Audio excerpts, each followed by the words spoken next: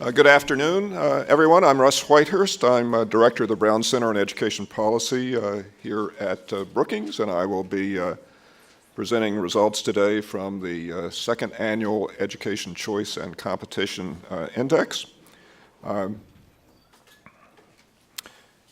So we'll start with crowd participation. How many of you think that K-12 U.S. education is in need of improvement? Wonderful. Well, I agree with you. We have very low high school graduation rates compared to the rest of the world, some hovering around 76%. We have low college completion rates. We have mediocre performance by U.S. students on international examinations, and we have among the highest cost for education in the world. So it sounds like to me there's some room for improvement in there somewhere, and I think there are three ways to think about improvement, at least from the 20,000-foot level.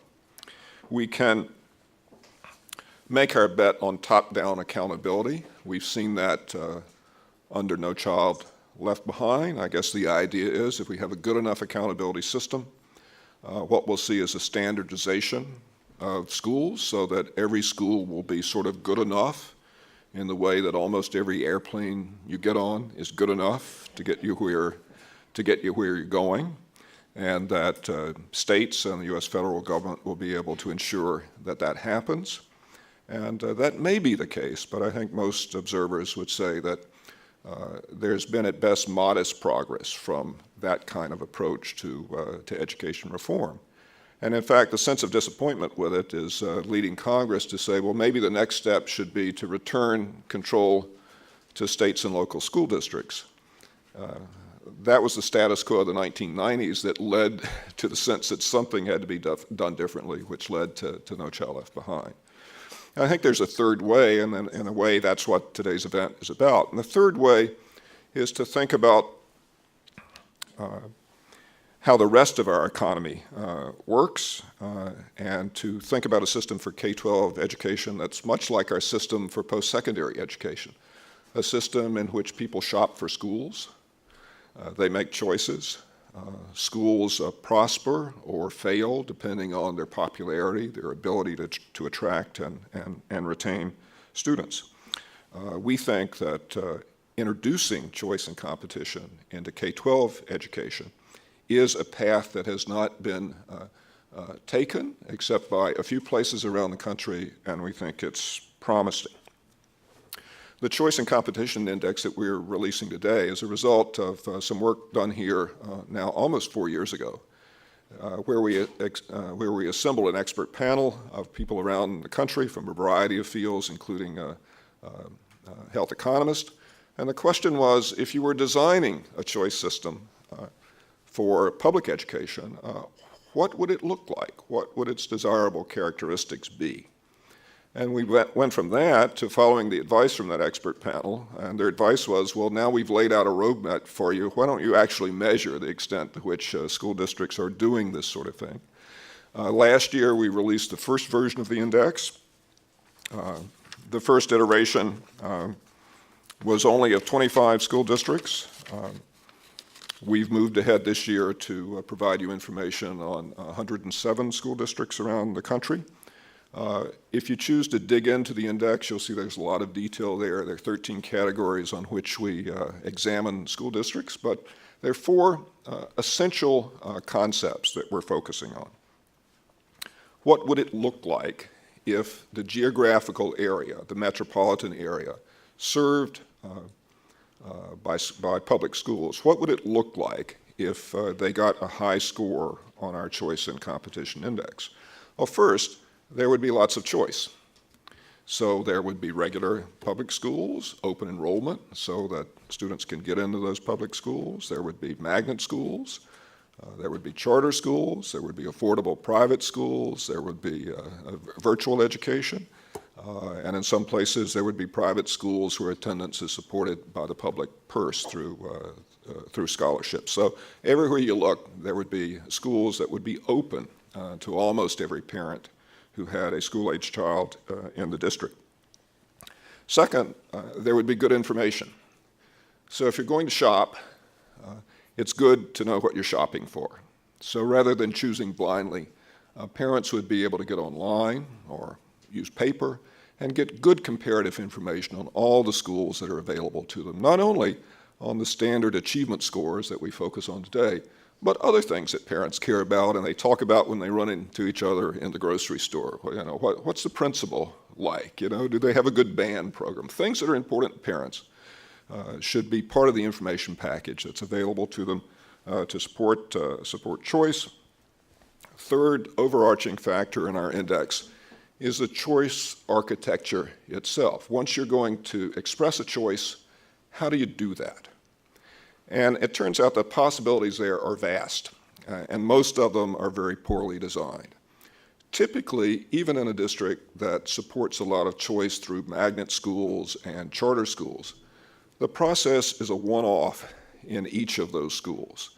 If you're a parent, you're interested in getting your child in that school, you go to that school, you get its application, you fill it out. If the school is oversubscribed, there's a lottery for that particular school. The admissions dates for that school may be different from another school. You're playing a system that's designed to make it extraordinarily difficult, particularly if you're uninformed about how it works in general, to exercise choice.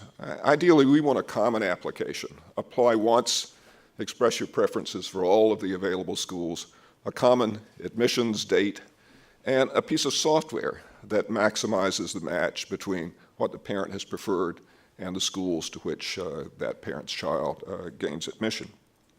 And finally, in the overarching category, we're interested in money following students. So rather than school districts getting a big package of money that they get to decide where to disperse, perhaps as many districts do, just kind of spreading the money evenly among the schools in that jurisdiction, money will follow students to schools so that schools that gain in popularity, gain in enrollment, get more resources, and unpopular schools wither, just like the neighborhood restaurant that no longer serves meals anybody is willing to eat. So what I'll do now is I'll give you just a little teaser about the Education Choice and Competition Index that we released today.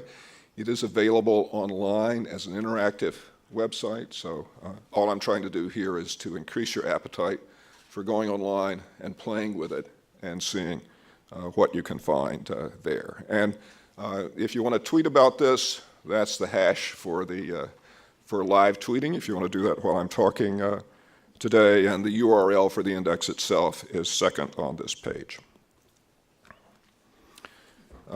Home page for the index, you'll see here that the winner this year is the Recovery School District, which serves New Orleans.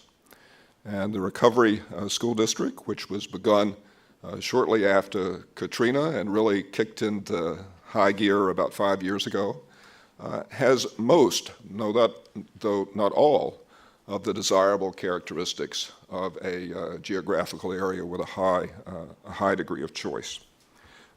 It's also worth noting that number 6 on our list, and by the way, this is just the top of the list. Again, there are 107 districts, so if you were online, you could scroll down.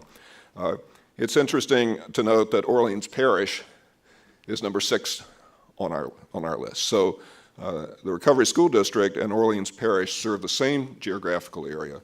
They actually cooperate. There's a common application for high schools across those two different entities. It's an area that is well served by choice. You can drill down from here and get the information on any particular district. Again, this is the Recovery District in New Orleans. If you can see what is probably small print on your screen here, and if you can, I'll talk to you about it.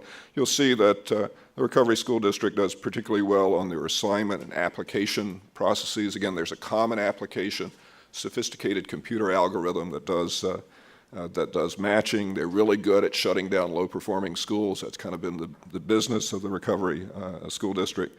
Do a great job on transportation. If you're going to a school of choice that's not within walking distance in New Orleans, you get a token for the public transportation system, and the child can use that.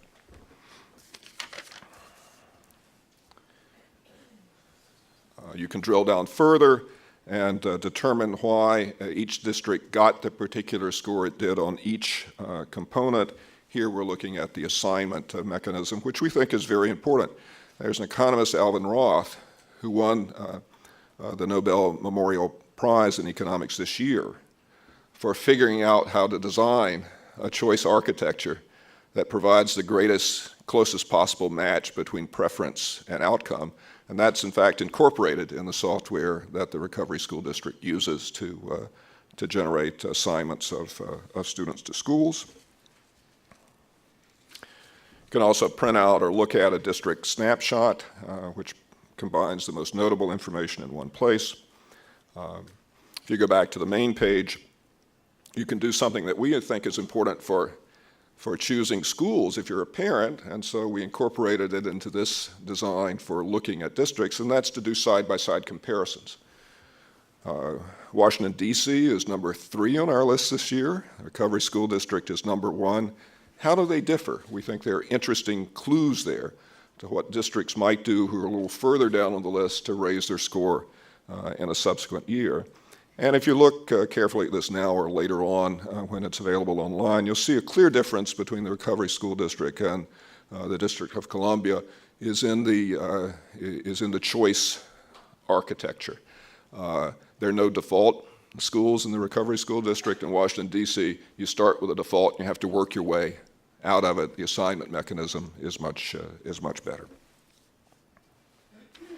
Another way to access our information is through an interactive map. So you can go online and just click on the districts that you're interested in and essentially get the same information. If you clicked on the Recovery School District, you would access the information that's available here. So why do this? Why have choice? 4 reasons. One is that parents want it overwhelmingly. And middle-class parents exercise choice. They exercise choice by buying a home that's close to the public school to which their kids will be assigned. It's the poor and immobile parents who don't get to do that. And that's the second reason we think it's important to encourage choice, and that's equity. It doesn't feel right to me that I can choose to get my son in a good public school by moving to a district that provides such schools. But somebody with fewer resources, it's not even take it or leave it. There's no opportunity to leave it. Attendance at school is mandatory. It's just take it. This is where your child is going to go to school, whether it's a good performing school or not. That seems to me the height of inequity, something that we need to do something about. Third, we know that competition among schools improves performance just as it does competition among other entities. So the research is clear that schools that are subject to competition work to get better, and that's important. And finally, innovation, a kind of top-down accountability model that aims to produce kind of cookie-cutter schools in which each is good enough. To the degree that that model succeeds, what we have is a cookie-cutter approach. If you look at the sources of innovation in the public sphere or in the K-12 sphere over the last 15 years, they almost all have arisen in schools that are not subject to the demands of a central office. So whether it's longer school days, paying teachers more, the use of technology to change staffing patterns in schools, the ability to get minority children who would ordinarily be at the 10th percentile up to the 50th percentile, all of those innovations have come out of schools that are free to innovate. And a choice and competition environment is one that allows that kind of innovation to occur. So I invite you to take a look at the ECCI index online, and I will steal from my colleague here at Brookings a kind of phrase for how we want to characterize this approach. I'm not sure if Bill viewed it as a favorable phrase, but I do, and it's shop to the top. So let's free parents to shop for schools, and by so doing, create an environment of innovation and reform in American education. I'm not going to switch gears for you. It is my great pleasure to welcome back to Brookings Bobby Jindal, who is the 55th governor of the great state of Louisiana. Governor Jindal reminded me the last few times he was here, he was talking about health care, and I think this is the first time he's been here to talk about education. That's quite exciting. Just give you a little biographical background. He was born in Baton Rouge, went to the public high schools there, went on to Brown University, where he graduated with honors in public policy and biology. It just so happens that one of his former professors is here at Brookings, and I was checking up on the governor this morning to see how he actually did it at Brown, and the reputation was an absolutely brilliant student. He studied as a Rhodes Scholar, receiving Masters of Letters from Oxford in political science with a focus on health policy. At the age of 24, he was appointed Secretary of the Louisiana Department of Health and Hospitals, which was responsible for 40% of the state's budget.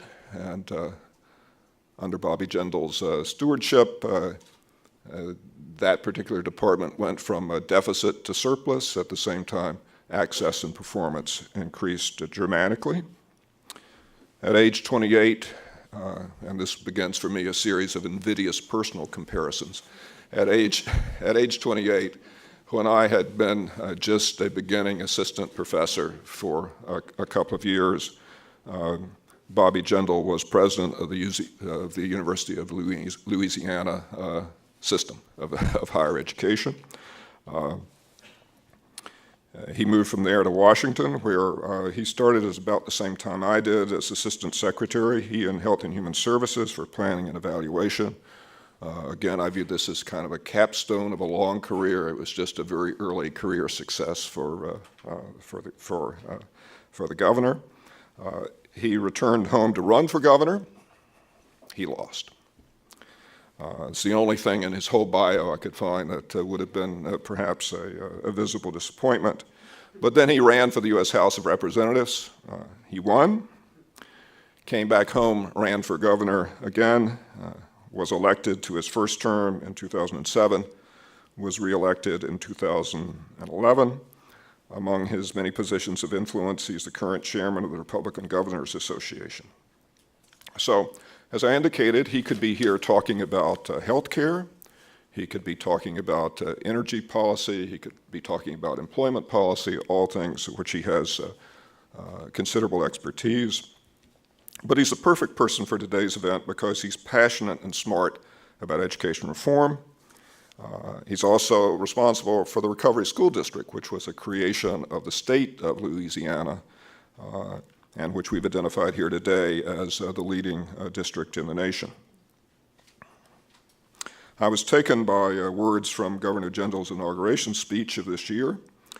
He said, "In America, you do not have a right to have everything your neighbor has. You do not have a right to a big house or a fancy car, and you do not have a right to redistribute your neighbor's wealth. But I would suggest that we long ago decided that every kid does have a right to a quality education. They're not getting it now, and here's the good news: we can fix this. All we need is the willpower to get it done. The way forward is very simple. It is to provide more choices and more opportunities for parents, for families, and for children." I hope you will join me in welcoming Governor Bobby Jindal to the stage.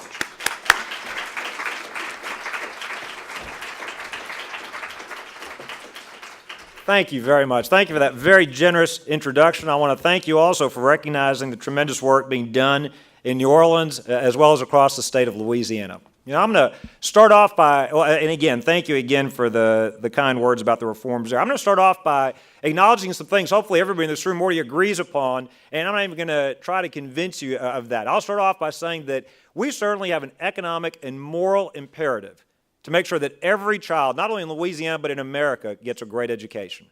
And hopefully everybody in this room already agrees with that statement. I'll also start off with a statement that we're not achieving that goal today in America. And the third thing I'd say is that it's not simply a matter of throwing more money at the problem. We already spend more than any other country other than Luxembourg, and yet we're not getting the results that our kids deserve in this great country. And I was thinking about what I wanted to say today. A thought occurred to me that maybe I should start off by, trying to say some things that you're not supposed to say in public. Maybe I should say those things that people think but don't like to say in polite company. And by the way, if you ever want to make your staff nervous, I can see them putting down their iPhones now and saying, what is he about to say? You might want to start off your remarks by saying you're going to say what folks don't want to say in public, but really you're thinking. Here it goes. And I'm going to talk in a little bit, in a few minutes, about New Orleans and what we're doing in Louisiana, but I want to start by sharing two what may be scandalous observations for you. First, the United States of America does not provide equal opportunity in education. Now I want you to think about that for a minute. This is a great country. We're blessed, I believe, to live in what I believe is the greatest country in the history of the world, but America does not provide equal opportunity in education. Yes, we are the land of the free, the home of the brave, and we can all take solace in that. But don't lay your head on your pillow tonight believing that we provide equal opportunity in education. We do not do that today. I'll grant you the original goal of public education in America was to provide a quality education for every child, regardless of circumstances, income, zip code, race, religion, or any other factors. And I'd suggest this worked pretty well for a long period of time. I'd also appreciate the nostalgic view that many people take towards public education in America. The notion that it is fair, that it gives the disadvantaged, the downtrodden a chance, an opportunity in life they otherwise wouldn't have. With public education, it's not just the sons and daughters of the nobles who can be educated, the children of the serfs can be educated as well. I'll be the first to admit that was once true in our country. But it is completely dishonest to pretend today that America provides equal opportunity in education. We don't. And if you say that we do, you're lying. Well, I'd love to be more direct. I don't know how I can be more direct. And this is a very, very important point. If you're a low-income parent residing in an urban area in America, it is more likely than not that your child attends a failing school. Unless you're fortunate enough to live in New Orleans or Milwaukee or Cleveland, you have no options, no recourse. You don't have the resources to enroll your child in a non-public school that is performing well. You don't have the resources to move your family to an area with higher performing public schools. That is just fact. Now, Russ talked about my inaugural speech. I actually said this to the audience then. I'll say it to the audience here today as well. For the folks hearing my remarks, chances are if you have children, you'll do whatever it takes to make sure they get a great education. I'm willing to bet almost everybody here that has a child either lives in a neighborhood with great public schools or is saved and spending the resources to make sure their child goes to a great private school. The problem is there are too many families in Louisiana and America that don't have that opportunity today. My second scandalous observation is this. There is one entity working hard every day, spending millions of dollars every year to make sure you don't ever get the opportunity to get your child out of that failing school into a different school. And that entity is the teachers union. That, my friends, is shameful. Were it not for the teachers union's Herculean efforts, every low-income family would probably have the opportunity to enroll their child into a better performing school, a school that meets the unique needs of their children. That's not an opinion, and that's a fact. It's a fact that teacher union officials don't even deny. In fact, they brag about it. They alone are stopping school choice from occurring all across this country. Now, to be fair, I believe the great majority of teachers in this country have very pure motives. I found teachers to be far more giving and compassionate and well-intentioned than the folks who populate most professions. Truth be told, our country would be royally off the rails without these people. I'm sure everybody here remembers that great teacher that made a difference in your life. Everybody here remembers that teacher. You wouldn't be here if it hadn't been for that teacher that took a special interest in you, that was harder on you, that made sure you achieved your potential. Furthermore, I believe we terribly undervalue teachers in this country. We demonstrate that by how we pay them all the same, how we jam them into a status system which places little value on quality and supreme value on longevity. I've said this before, and I get in trouble when I say it, but it's true. We should stop paying teachers based on how long they've been breathing and instead reward them for doing a great job in our classrooms. It's way past time for the rank-and-file teachers to peel the scales off of their eyes and realize that teachers' unions exist for their own benefit, not the benefit of teachers. It's time to look at what their union is doing and put an end to it. It is time to bring American education out of the Stone Age into the 21st century, a place where our choices are dramatically expanding, a place where the old centralized government model is increasingly outdated and inefficient. And I'll have more to say along these lines at the end of my remarks, but now that hopefully I've gotten your attention with those two observations, I want to talk to you a little bit more specifically about what's happening in Louisiana and New Orleans.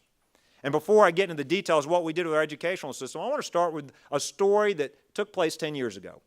You know, it's very fashionable to think that all of the problems in New Orleans and in Louisiana, especially in our educational system, started with Katrina and Rita. It's very easy. Now, Katrina and Rita were awful storms, caused massive devastation and loss of life. It's hard, if not impossible, to exaggerate the consequences to my state and to our people. But we shouldn't fool ourselves into thinking everything was nirvana and everything was great pre-Katrina. You go back to 2003 into the New Orleans public school system. There was a valedictorian of a high school in New Orleans who wasn't allowed to attend her own graduation ceremony. She had terrific grades, valedictorian of her high school. She had the honor of being named the valedictorian. The problem was that she hadn't passed the 10th grade exit exam, even after taking it 5 times. She had only scored an 11 on the ACT. Now, to put that in perspective, that is 7 points below the score at which the ACT requires college remediation. This is the valedictorian of her high school.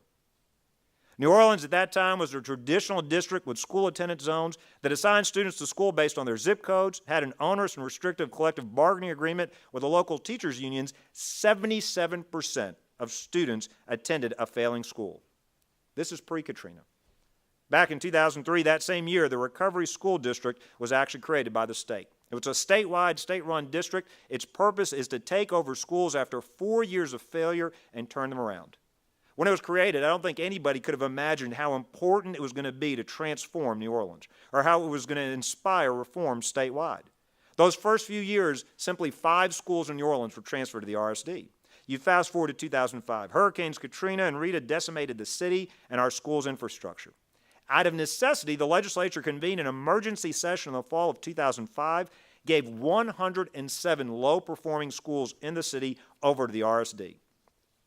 It's kind of like the proverbial dog chasing the car. So after all these years, the reformers, the leaders said, we want a chance to turn around these schools. Now they were given that chance. State quickly realized it couldn't do this alone. The Orleans Parish School Board just simply wasn't functioning. Most of the buildings were severely damaged. There were no basic supplies like pencils and paper. We needed help, and we needed it badly. We needed problem solvers. We needed innovators. We needed leaders to come in and run some of these schools and turn them around. And they came. From inside and outside the system, from the Ninth Ward and across the country. In fact, if you talk to some of the biggest proponents of the RSD today, they're actually the veteran teachers and principals who actually taught in that system before the storm. Take Sharon Clark, for example. She's the principal of Sophie B. Wright Charter School in New Orleans. She's been the principal since 2001, pre-Katrina, pre-Rita, pre-RSD. Before the storm, when she needed pens for her students, she had to hammer the district for months. She'd call and call and call the central office, no pens would ever show up. With that kind of bureaucracy, it's no wonder that only 20% of her students were on grade level. How do you focus on educating kids when the central office is distracting you with all that kind of nonsense? In 2005, the school was converted to a charter.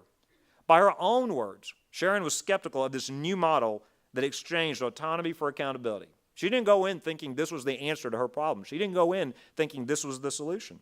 But ask her today what she would do if Sophie B. Wright weren't an RSD charter, and she says this: she would find another profession.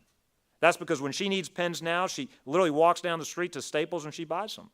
54% of her students now at the school are on grade level. It's not enough, but despite the gains we've made, we started from such low standards and achievement levels, we were losing a generation of students.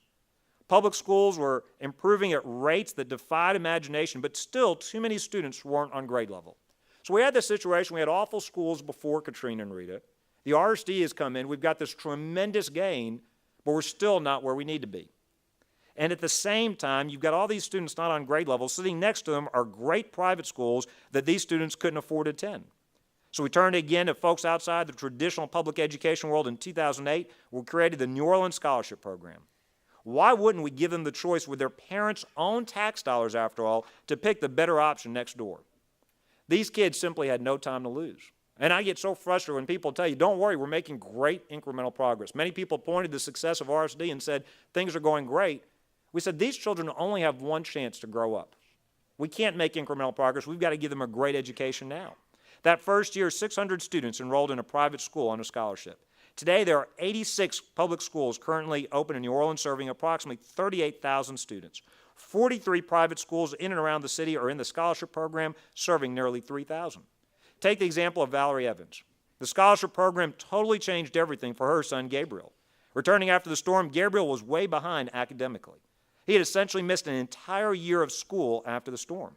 Returning home, he was being bullied in the traditional New Orleans public school where he was enrolled. According to his mother, Valerie, she said this: "He used to cry not to go to school. When a volunteer came and knocked on her door in the summer of 2008, she eagerly applied for a scholarship, and Gabriel got a spot at Resurrection of Our Lord Elementary in the 3rd grade. She says this: "I couldn't send him back to that dangerous environment he had been in where he wasn't catching up academically and he was coming home crying," she explains. Now he's 11. She says Gabriel is happy, well-adjusted, he's on track to enter a college prep program and then ultimately college. If Valerie had her way, every parent would have the opportunity to make the same choice she did.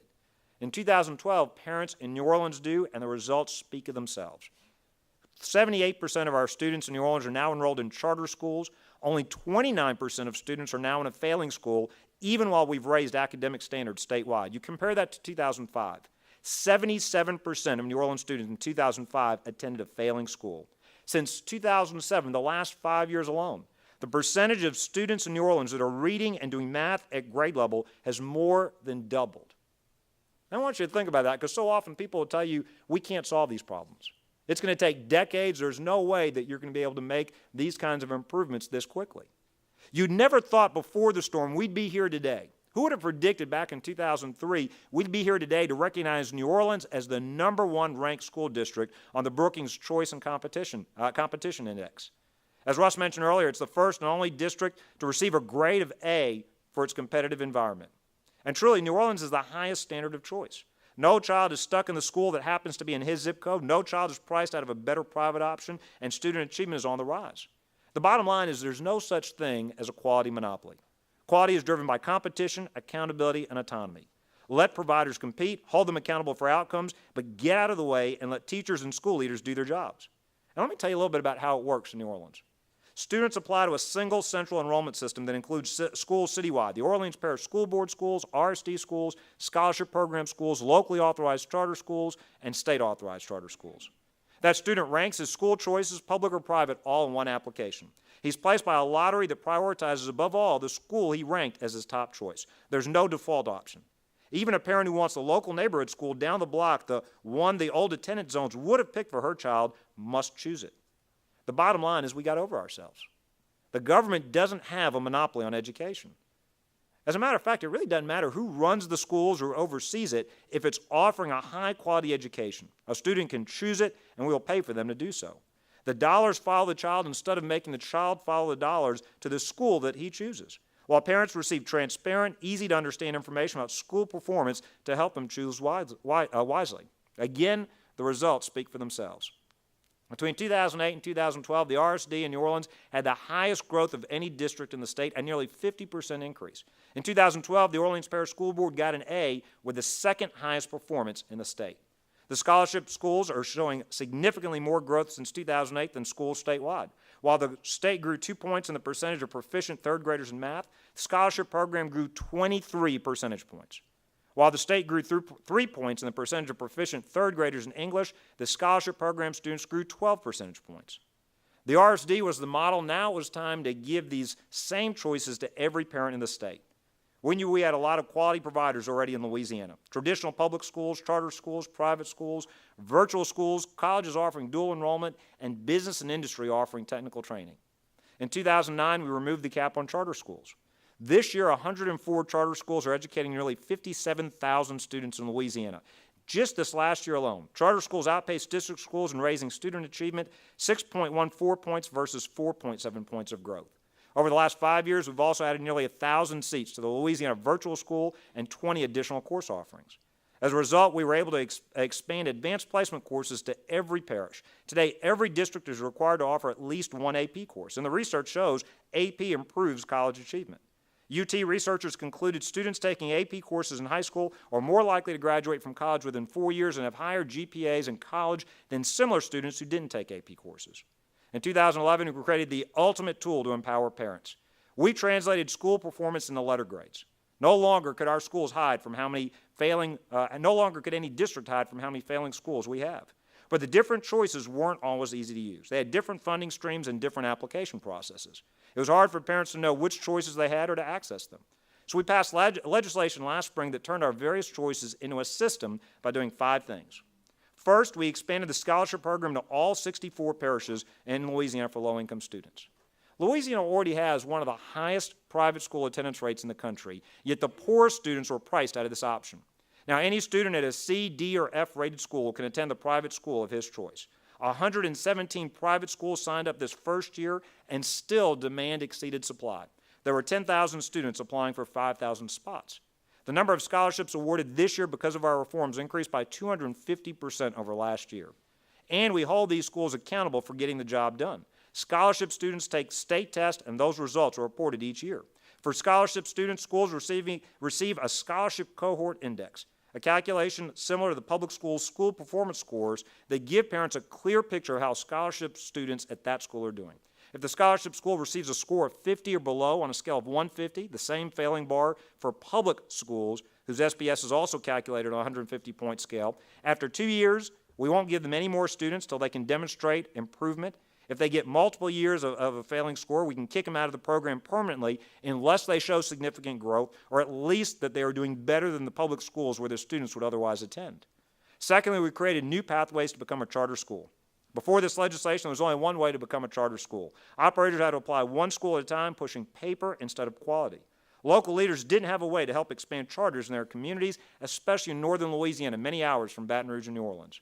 Now applicants in D and F districts can go straight to the state board. Charters with track records in other states can get credit for that performance. High-performing charters can receive performance-based approval for more than one school in the same application cycle, where the opening of the second school is based on the successful performance of the first school, the third school on the performance of the first two, and so on, to achieve economies of scale for operators. And we also created a new kind of authorizer to empower local communities to engage in charter schools, but to keep the level of quality and accountability we see with state-authorized schools by letting our state board create local franchises of itself. The state board will approve in a charter-like process an interested, well-established nonprofit or university that has the capacity, controls, and wherewithal to authorize charter schools. We had to deal with reality. Charters were not going to expand in northern Louisiana unless we engaged the communities to invest in the schools themselves. But we set the bar high. If after 4 years the schools this entity authorized were on average rated a D or F, the state would take them over and the organization would lose its certification to open more schools. If they rated a C on average, the entity would be prohibited from opening more schools until the performance improved. We also created the Business Charter Partnership to provide incentives for a business or group of businesses to participate in the development of high-quality charter schools. This partnership has a benefit for economic development and public education in 3 ways. It empowers communities looking for a way to attract businesses to their parishes. It gives school districts, which can also authorize charter schools, a way to involve the business community in public education. And it provides charter schools a new tool to address facility concerns. The third thing we did is we created choice not only at the school level, but at the course level as well. These new course providers are universities, virtual providers, even business and industry that apply to our state board like charter schools do to be approved to offer coursework for credit. Before, organizations like the Associated Builders and Contractors would offer nationally accredited welding classes after hours on high school campuses, but students couldn't get Louisiana credit for them.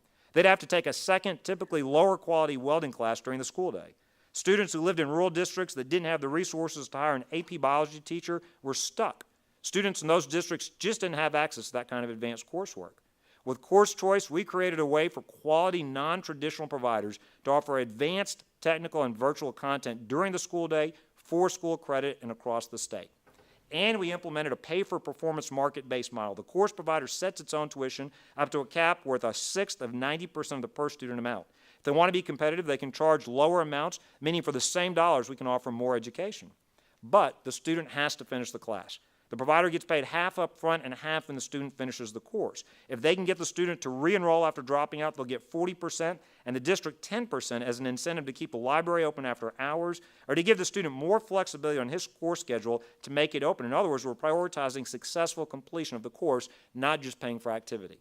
Fourth, we gave parents a way to speed up reform by creating a parent trigger that will authorize transfer to the RSD after 3 instead of 4 years of failing with a petition of the state board from a majority of parents. It also gave this authority to parents at D or F schools, not just F schools under the old rules. Parents should be able to trigger change, not have to move to another town or pay for private school to see reforms in their local school. But there was one reform that was absolutely critical. We have changed how we fund all of this. Instead of a disjointed system where all these choices were siloed, confusing to access, and funded by different funding streams in a complex web of government dollars, we said this. First, all of this should be in our state funding formula. Second, dollars should follow the child. And third, superintendents and principals should have control over the biggest cost driver of district budgets, personnel. Historically, in Louisiana, like other states, K-12 education spending is considered an entitlement to school districts. They think it's their money. You know, the reality is it's not their money. It's taxpayers' money. It's the money of the single mom who wants better for her son in a private school. It's the money of the parents with a talented science student who wants to take AP courses. It's the money of the grandmother who wants to make sure her special education grandbaby gets the services she needs. The teachers' unions wouldn't stand for this. They sued us, saying that our state funding formula was only for public schools. I leave the legal arguments to the lawyers, but I thought the Wall Street Journal put it best. They said the judge conceded that scholarships are intended to help students escape awful schools. But he said this ignores the good of the individual students who are left behind in those schools deemed underperforming. In other words, as the editorial board of the Journal wrote, better that all students fail together rather than let parents take the money that is supposed to go to public education and try to get their child actually educated. The Wall Street Journal said this is the kind of perverse egalitarianism promoted by the teachers' unions that brought the lawsuit. And I couldn't agree with that anymore. My job is to make sure that every child has the opportunity to get a great education. We're taking our fight to the state Supreme Court, and I'm confident that we'll prevail. Well, how do you do this? 3 ways. First, you've got to pay for what you want. We don't want D and F schools. We want quality education, whether that's public, charter, private, virtual school, whether it's all at one place, several places, regardless of where that child happens to live. Secondly, we must open the market to innovation. Education reform is hard. We should be inviting anybody who can help to get the job done to the table, not sticking to traditional definitions of what a school looks like and who can be teachers. If you can demonstrate you can get the job done, we want you in our system. Third, we've got to put reform in the system, not on top of it. Reform is not an add-on. If you want structural change, you have to stick what you want into the structure. Stop funding charter schools and scholarships on top of the traditional system. Start funding the whole system of choice. Empower parents to really vote with their feet without having to sell their house to pay for private school. Ironically, federal funding hasn't gotten the memo. While Louisiana is funding children with a portable, flexible financial backpack, the big entitlement programs like Title I and IDEA are still funding programs and buildings. Federal dollars need an update to fund children, not concrete. We can't manage schools from Washington or Baton Rouge, and we shouldn't try. We need to empower the people closest to students and have dollars follow a child to the choice that's right for him. The bottom line is these reforms work for students. Just a few selected facts from Louisiana. In 2010, half of our schools would have been considered a D or F. In 2012, 36% of our schools are now receiving a D or F. The number of schools earning an A rose from 98 in 2011 to 163 in 2012, a 66% increase. Our cohort dropout rate has decreased from 17 to 14.6% over the last year. That's a 4-point decrease since 2008. We certainly have more work to do. Nobody can take solace in those numbers, but we are headed in the right direction. Now, as I conclude this speech, I want to be certain that I leave no ambiguity with regard to where I stand. I don't accept the notion that equal opportunity in education should be a partisan issue. I did serve in Congress for a few years, and I realize in the realm of politics, everything at one time or another becomes a partisan issue. Such is the nature of our competitive system of government. It's completely legitimate to note that two parties have differing views with regard to education policy, and I'm sure that will forever be the case. But partisan issues tend to never get resolved, and America cannot afford to leave these matters unresolved. It is no overstatement to state the future health of our nation rests on it. But there are some issues, important issues in our country, which aren't partisan at all, things that nearly every American agrees upon. For example, I think we all agree that we need a military that is strong enough to defend us against those who wish to do us harm. It's not a partisan issue, that's a consensus issue. I think we all agree that we needed to rid the world of bin Laden. That wasn't a partisan issue, it was a consensus viewpoint. We all agreed we need a federal highway system. Again, it's not a partisan issue. Almost everybody agrees with that. These issues are consensus issues. I believe that equal opportunity in education, made real by school choice, should be a similarly nonpartisan consensus issue. There's always going to be debate over the specifics, but the basic principle should really not be contentious at all. I mean, do we really even need to argue about whether our current antiquated system is working? Like I said at the beginning of the talk, I don't see any need to drag you through the many statistics showing America's slide in comparison to other industrialized countries. You're already familiar with the data. Neither should equal opportunity in education be considered an ideological issue. Many people who call themselves ideological liberals agree with me on this issue, or if you prefer, I agree with them on this issue. Either way is fine with me. Equal opportunity in education shouldn't be a conservative position, a liberal position, should be an American position. And the ultimate irony here is this. The people who are in charge of our education system, these are people you would hope or think or want to believe are themselves capable of critical thought, of change, of learning, of adapting. It's not hard. This is, I was saying to Russ, it's simple math. We are losing ground. We must adapt. We must change. We have to. How can it be that America, the country with the greatest higher educational opportunities in the entire world, the country that houses the universities that help to educate the world, can be so stuck in the Stone Age when it comes to pre-K through 12 education? It almost seems laughable, and it would be were it not for the seriousness of the situation. The old way, the centralized government way, is just not relevant to the modern world, the media age, the social media age, the internet age, the technology age. And that's where we are now. The old top-down way doesn't work anymore. We must move to a bottom-up, organic way of operating, and education is the tip of the spear. I'd like to close by leaving you with 3 hard truths that must be faced up to sooner or later. I started with 2 uncomfortable observations, 3 hard truths. First, to oppose school choice is to choose an old, antiquated, centralized approach that is not working and has no relevance to the modern digital age. Secondly, to oppose school choice is to put the wishes of the adults who control the status quo ahead of the needs of our children. And third, and finally this, to oppose school choice is to oppose equal opportunity for poor and disadvantaged children in America. It is my sincere hope that what we are now putting in motion in Louisiana can be done across the country. I believe we've got an economic and a moral imperative to provide school choice and a quality education to every child, every student in America. In that case, many lives will be transformed, many futures will be realized, and the results for all our country will be real and lasting. And the reason I'm so passionate about this is we live in an aspirational society. American dream is the circumstances of your birth don't determine your outcomes as an adult. We've all grown up hearing that from our parents. If you work hard enough, there's no limit to what you can accomplish. How many times have parents told their children, you could be the next president of the United States. You could start your own company. You could become a doctor, a teacher, a lawyer. You could run your own business. The reality is we believe that our children should have the opportunity to do better than their parents. For that American dream to be true, however, it starts with providing every child a great education. If we really believe that a child's zip code, race, gender, parents' wealth don't determine how well they're going to do as adults, we've got to make sure they get a great education so they can compete in today's global economy.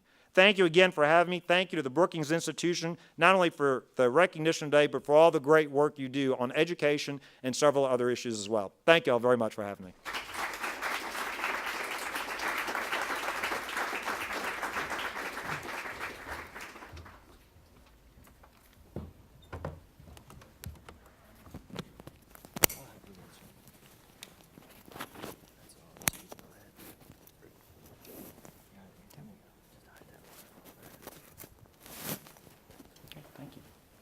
Well, thank you very much. That was exciting. I'm trying to find some things to disagree with you on. I'll have to keep working on it, I think. Let me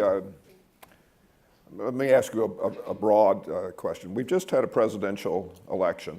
The candidates had positions on education, though they didn't come to the fore.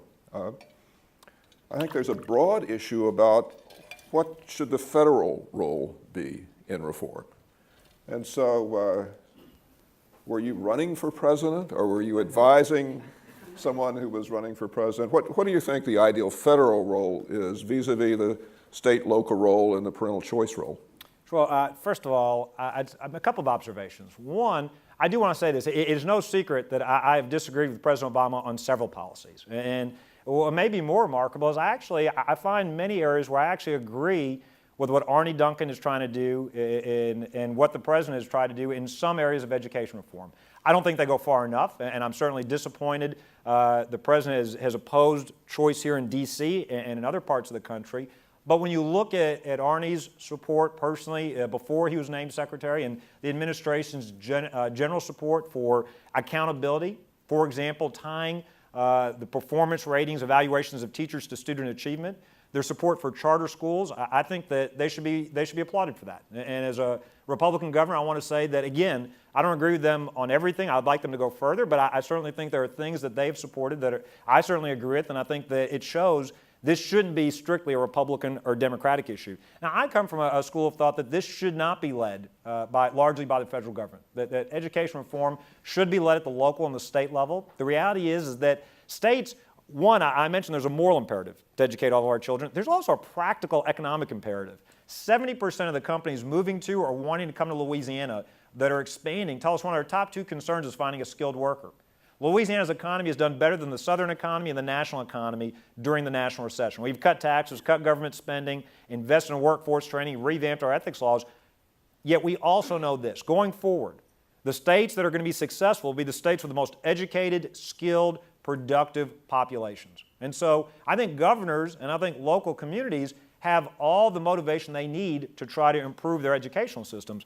I'm not personally a fan of the No Child Left Behind Act. I'm not a fan of top-down bureaucratic attempts from Washington, D.C. I think that the kinds of reforms you see in the RSD, the kinds of reforms you see in New Orleans and now in Louisiana work better when they're supported at the local level. Now, what we have done as a state, Louisiana has joined, we're one of 45 states that has joined to the Common Core curriculum that was developed again from the bottom up through the NGA, and we are implementing, phasing in, as this curriculum is rolled out, we're phasing in standardized tests across our schools, and so these will be content year-end tests based on these national curriculum standards. I think that's a good thing, because at the end of the day, I've got to compare Louisiana's kids. We need to compare what we're learning, not just to kids in Texas and Georgia, but we got to be able to compete with kids in Japan and South Korea and Brazil and other countries, because increasingly the companies that are investing in my state, I'll give you a couple of recent examples. Nucor is investing billions of dollars to build a steel mill in Louisiana. Their final 2 choices were Brazil and St. James Parish, Louisiana.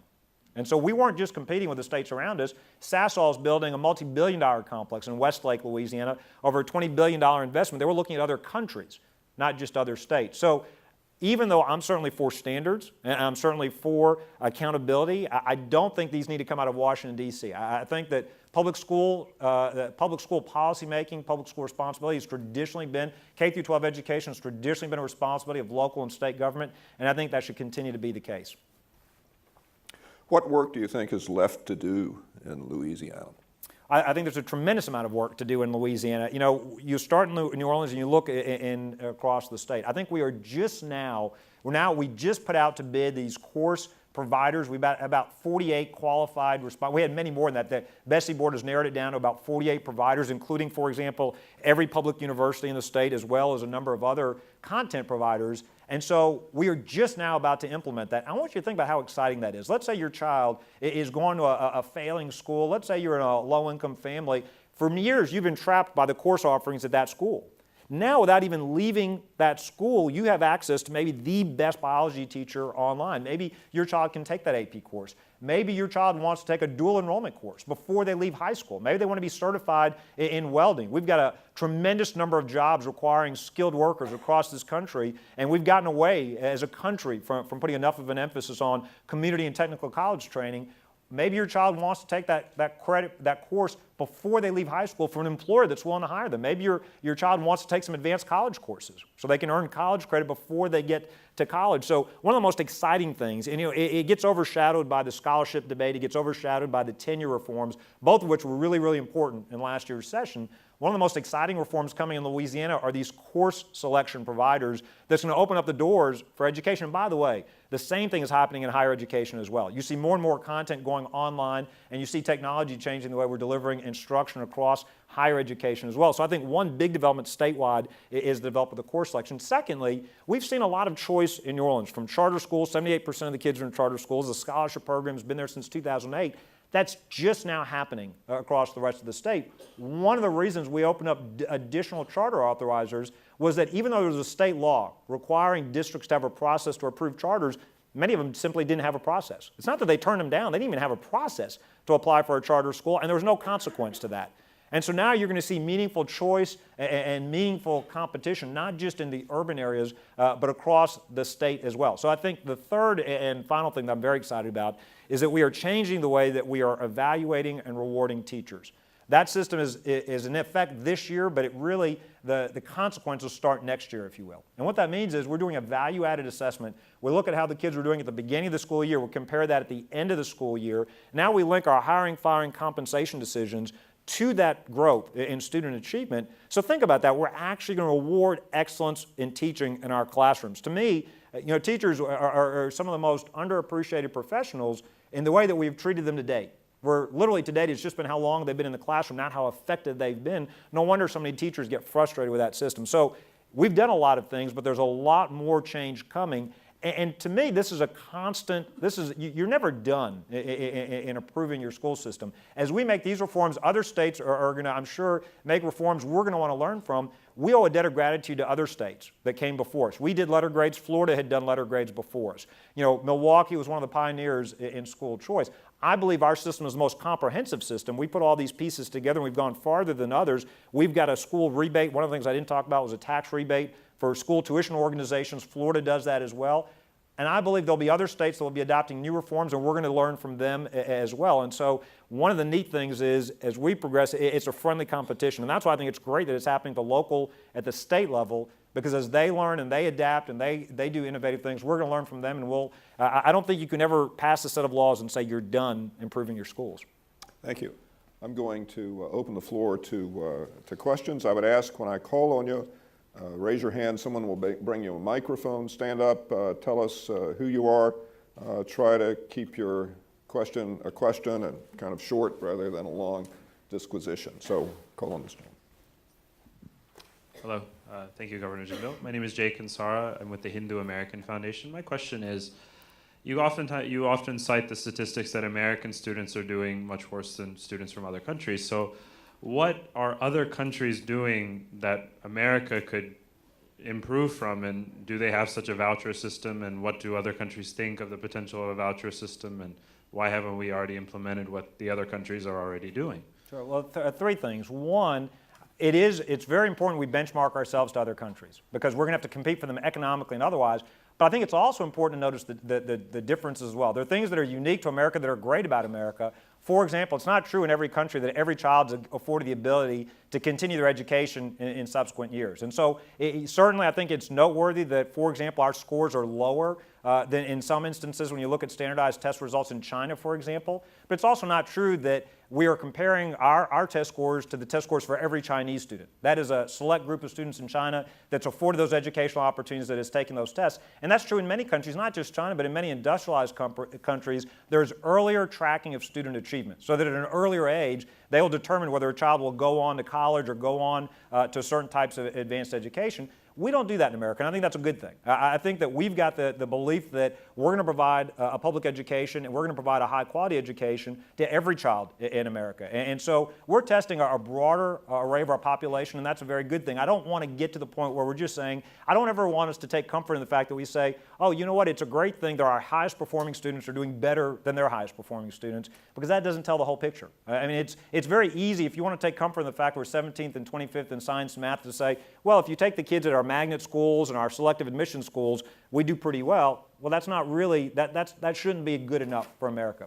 The second point I would make is some of the things we can learn from what other countries are doing. You look at, for example, the fact that the way that they look at teacher preparation. In this country, for too long, it's my belief that we put too much of an emphasis on inputs and not outputs, put too much of an emphasis on pieces of paper to measure teacher quality, and so we give bonuses for teachers that complete coursework, and we don't always tie that coursework to student achievement. And other countries have done a better job looking, for example, at alternative certifications. They've done a better job of looking at content-specific teachers. So, for example, there is good research showing that a teacher with a science, math, or content-specific education does a better job teaching students in those areas, and maybe does a better job than just getting a certificate in an unrelated area. And so secondly, the way that we train and prepare our teachers, I think we can learn, right, in terms of how they link it to student achievement, how they're rigorously looking for alternative certification, so that in other countries, in certain other countries, it is not as unusual for second career, for engineers to go in the teaching profession or for others to go.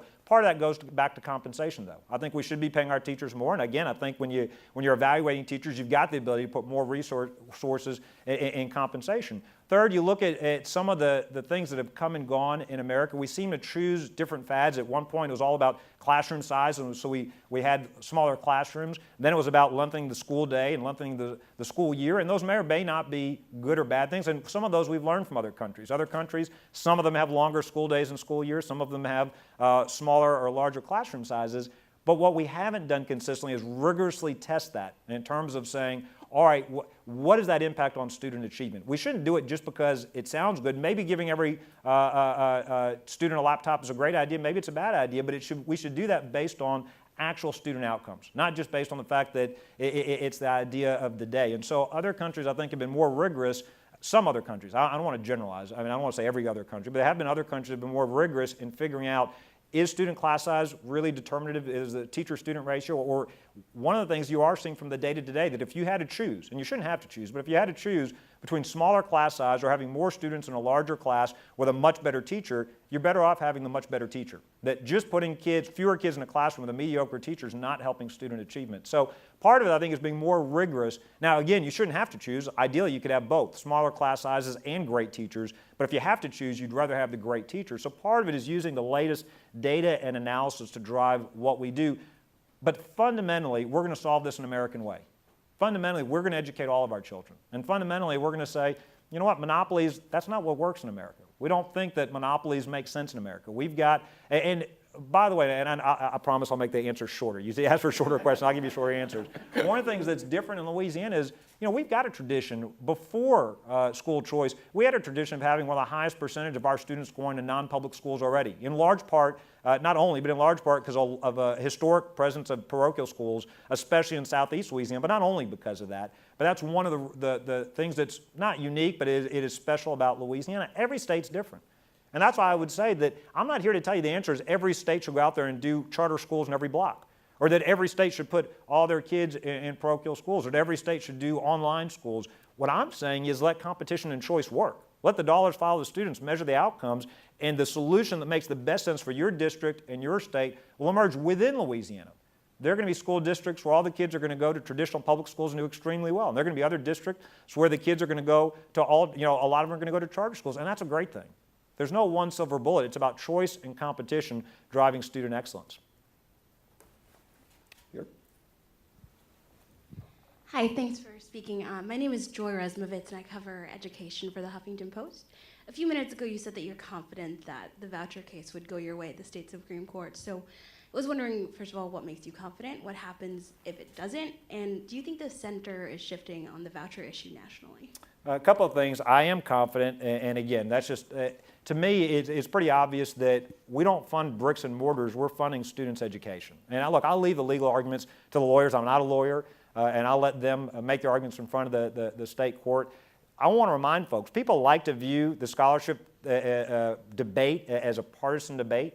We had nearly half the Senate Democrats and nearly a quarter of the House Democrats vote for our educational reforms. So this was a bipartisan effort. This wasn't just a Republican majority that voted for these reforms. This was a bipartisan effort that led to all of these, the reform bills that I've talked about today. So we're extremely confident that the state Supreme Court will understand that this is about funding children's education. And it's not about taking opportunity away from 5,000 kids whose parents who picked their schools for them this school year. You look at the results in the New Orleans pilot program. I cited some statistics showing you academically they're doing well. Well over 90% of the parents are satisfied with that. You look at the cost, and we are saving millions of dollars for Louisiana taxpayers. Roughly speaking, we spend roughly $8,500, and I'm not counting a lot of dollars, but if you look at through the MFP, roughly $8,500 total dollars per student in public education in Louisiana. The average scholarship's roughly $5,300 per student. So we're actually saving taxpayers millions of dollars while providing better education and parents are happy with this solution. So to me, this is a win-win-win, and it's clearly legal, and clearly the intent in the Constitution is that we fund children's education, not bricks and mortars, and something we've been doing for many years, by the way. In terms of the center shifting, I would hope so. I did start off by saying that I happen to agree with some of the reforms, and I want to praise publicly Secretary Duncan. And I've jokingly told him several times throughout the years that I don't want to get him in trouble with his boss. So if it's not helpful for me to say good things, I'll be happy to criticize him if that'd be better for his job security, because I know that they're selecting the cabinet for the second term. But I actually think, he has actually been somebody who's been willing to work with us, listen to us. Don't agree with every decision he's made, but he is somebody that we've actually worked with. I'd like to believe the center was moving on scholarship and choice, but two things give me concern. One, the fact that despite all the areas where we agree with them on, that they still did fight the DC choice program. And it was something that the Speaker had to forcefully, that the House Republicans had to fight to preserve, just to keep a program in place that, by the way, was federal funding outside the DC school system for those scholarships. And then secondly, I don't see any signs the teacher unions have shifted on this. In Louisiana, we actually had a leader in the teachers unions say that poor parents don't have a clue when it comes to making choices for their children. To me, that's appalling. And to me, that's the exact opposite of what I believe about education. I don't think it's top down. I think parents make decisions for their kids every day. And I think they know their kids better than the bureaucrats in Baton Rouge or Washington, D.C. So I hope it's shifting. I'd like to believe it was shifting. I don't see signs of it yet, but I think what's going to happen, though, as it takes root, I think you're going to have more and more constituents for it. You're going to have more and more families. The best advocate for a scholarship and choice-based program is not me. It's the mom going to the table saying, I'm working 2 jobs. I'm following the rules. I want my child to do better. Look at me and tell me why it's wrong for my child to get a great education when your children are getting a great education. To me, that's pretty compelling. And that's the testimony that I think will allow these programs to grow. It's the parents going to the table and legislators across the country fighting for their children. Back here. Gentleman in the 4th row. Yes, your hand's up. Thank you. My name is Mark Nadell. I have a question about R&D and a possible federal role. You didn't mention Race to the Top. Most industries invest substantial amounts in R&D. I'm sure you're familiar with healthcare or whatever. Most experts in education have been very critical of the education sector, tiny amounts on R&D. Do you think Race to the Top and other federal role in funding R&D is a good role, or do you think states and local governments should be funding R&D, and if so, are you doing that? Sure, 2 things. One, I would differentiate Race to the Top from R&D. Look, I'm not a big fan of the federal government playing such a big role in K-12 education, but to the extent they are going to spend those dollars, I think Race to the Top is a better way of doing it than simply just spreading the dollars out equally. So, for example, some Republicans did not participate. We did participate. Now, we didn't participate in every competition for Race. We looked at the rules for each different competition and program to see what made sense for us and which didn't. Some we thought were too paperwork heavy and some we thought were appropriate. And we did compete in some of those rounds. So, again, I don't like the fact the federal government's spending all this money. If it is going to spend this money, I think Race to the Top is better than just saying we're going to do it purely per student. We're simply going to throw the money out. Then all you're doing is taking the state's money and giving it back to them. I don't see the point in that.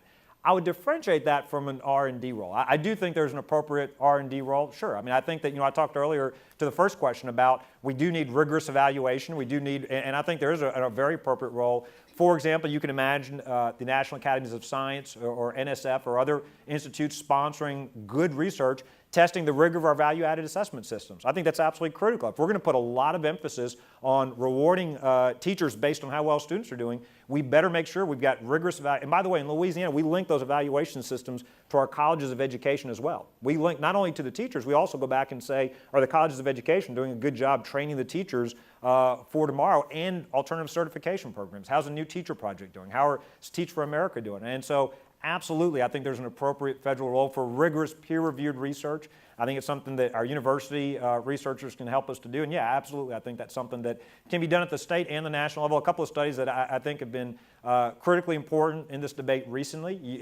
3 different ones I want to mention real quickly. Stanford's Credo Project, where they went out and measured charter schools. They actually found the charter schools in New Orleans are improving performance.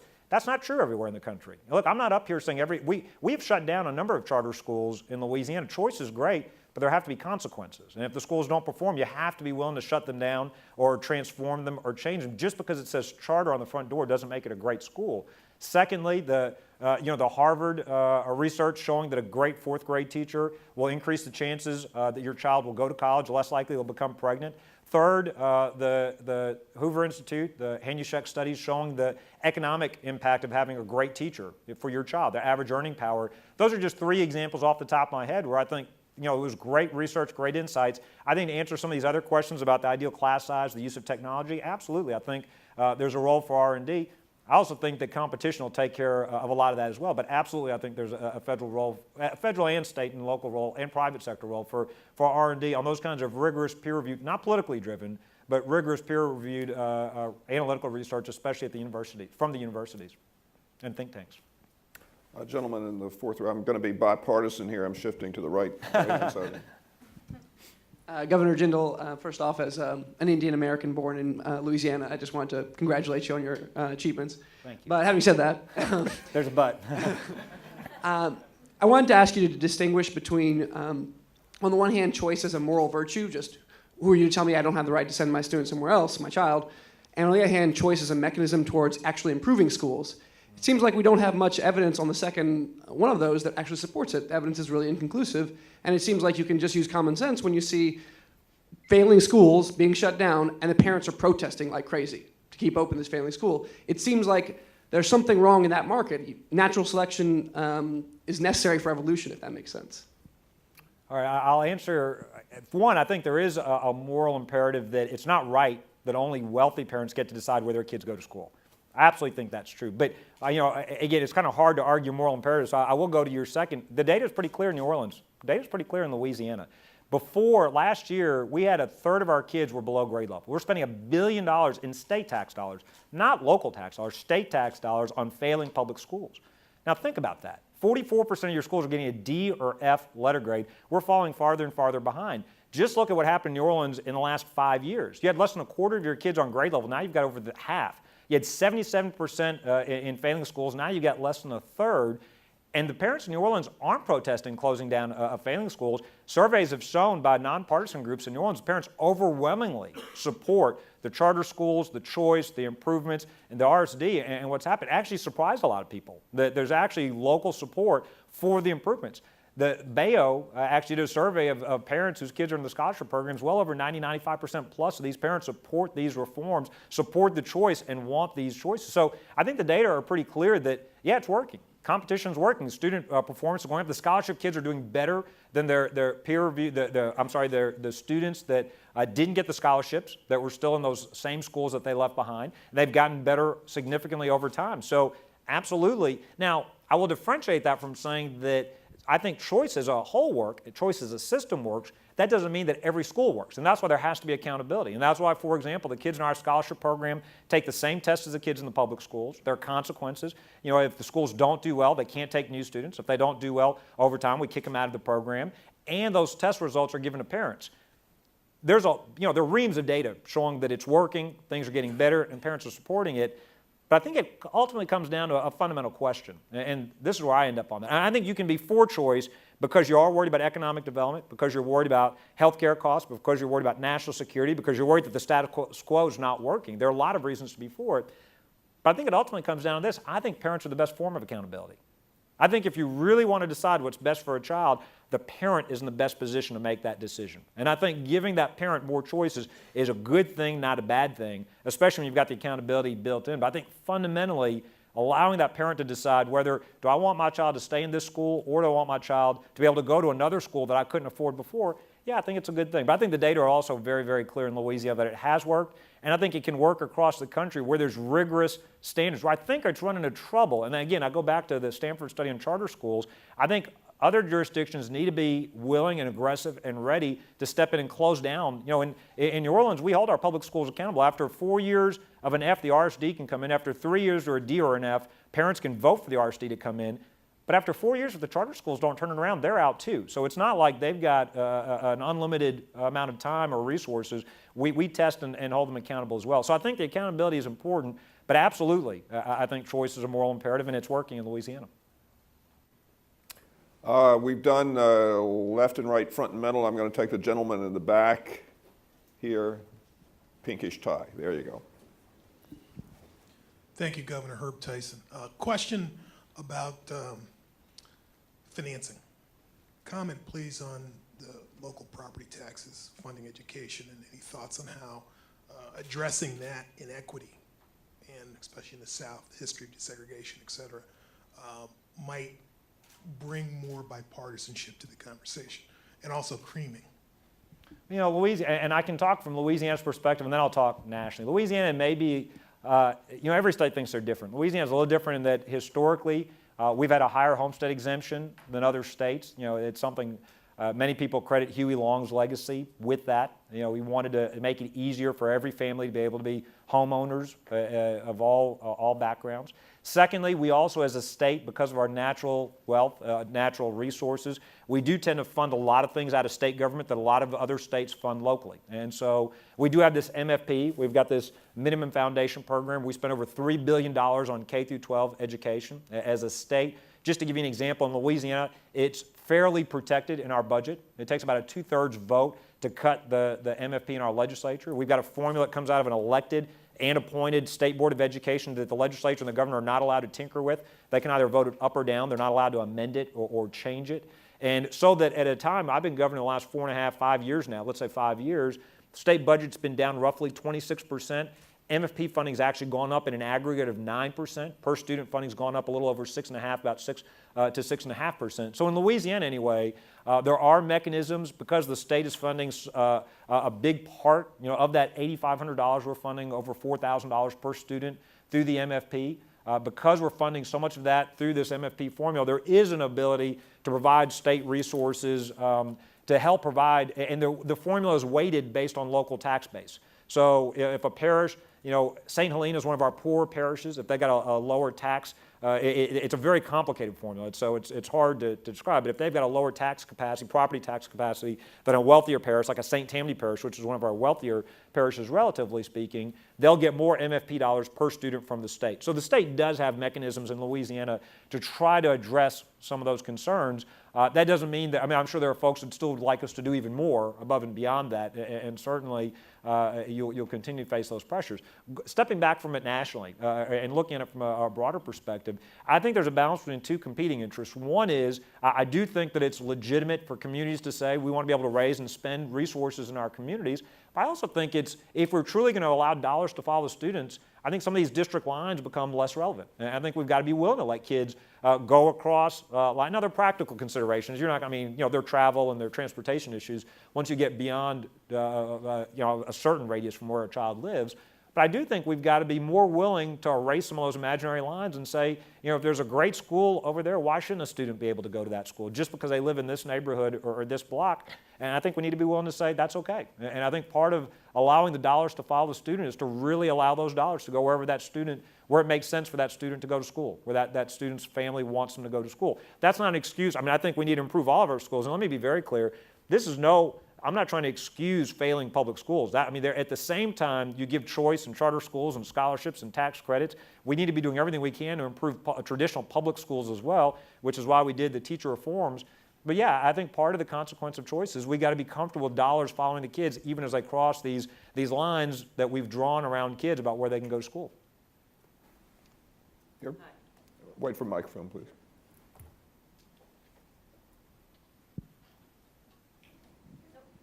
There you go.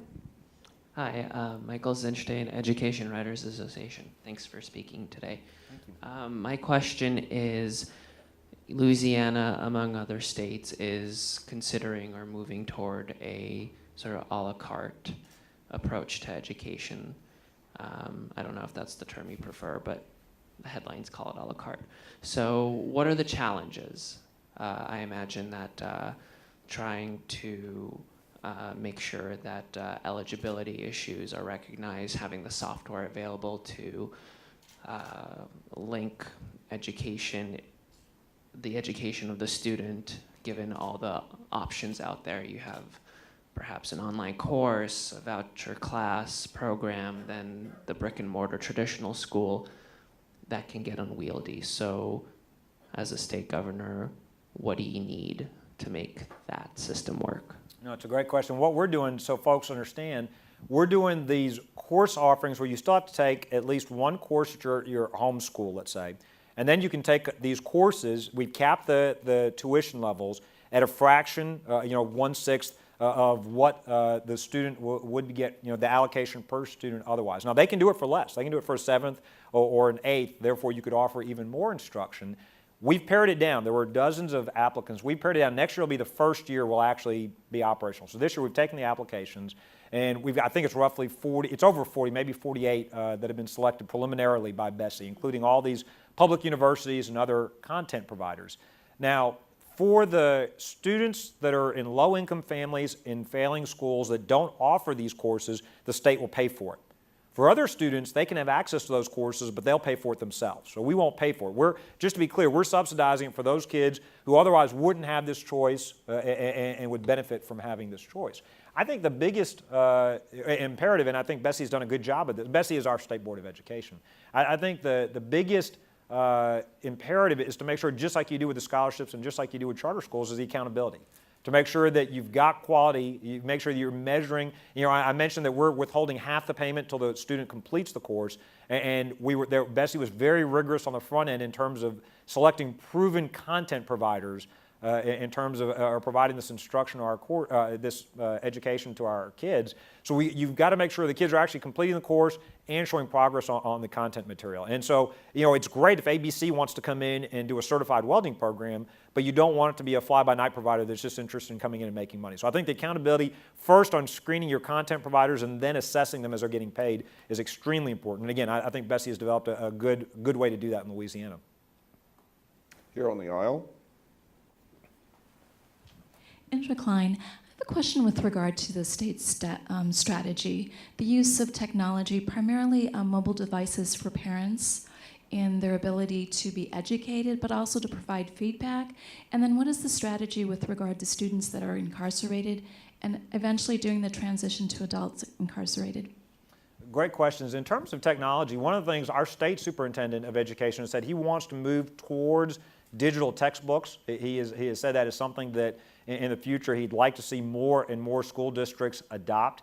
I know that various schools, my wife's got a foundation where they go around doing these smart boards, using private dollars to put smart boards in different schools and giving laptops to the teachers throughout the state. I know West Feliciana on its own has progressed, and other school districts on their own, not only West Feliciana, has progressed with a laptop initiative to give technology to all the kids in the school, so not only those that can afford it have access to that technology. In terms of the smart, the mobile devices with parents, I know some schools, I know this because my daughter's school does this, they will use their parents' mobile devices to let the parents know in real time about test grades, about absenteeism, about other behavioral issues.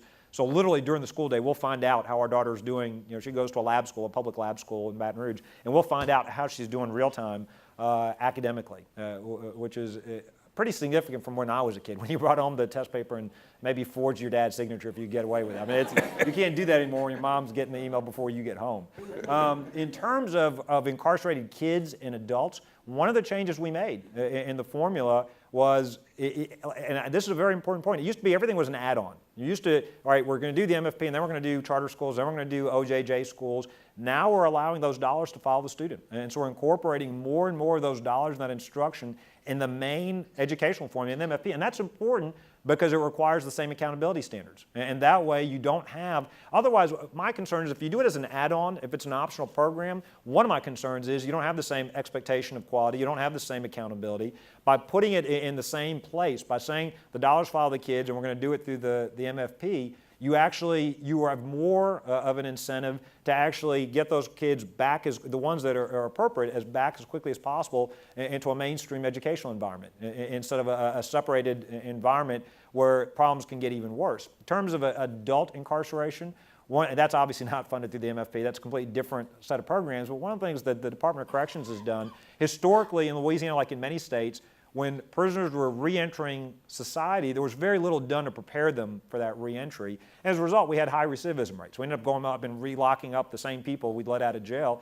And you had this awful cycle. And people don't realize the majority of folks we have locked up will be back on the streets one day. It's not that the vast majority of people are not serving life sentences. The vast majority of them are going to be back out. And so it just makes sense to invest in re-entry programs. We started in northwest and southeast Louisiana, up in the Shreveport-Bossier area and in New Orleans. The Department of Corrections started these transitional reentry on top of we already had some existing programs. On top of that, for at least the last 6 months before prisoners being released, there's an intensive focus on, it may be life skills, maybe GED, maybe work skills, in terms of trying to get them the education they need. And in addition to that, what we're doing upon reentry, we also have post-release programs. We have what are called adult centers.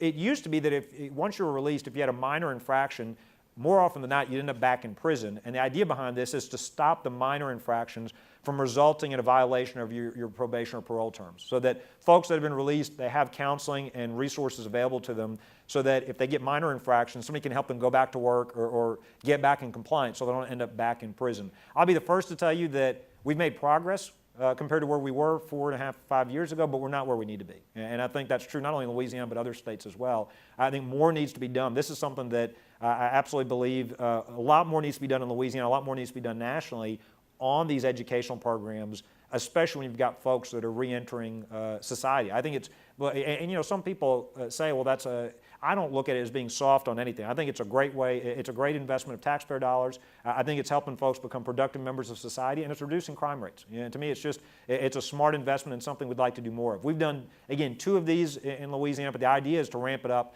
Ultimately, we'd like to have 9 or 10 of them across the entire state. So we're starting, but again, we've got a lot more work to do.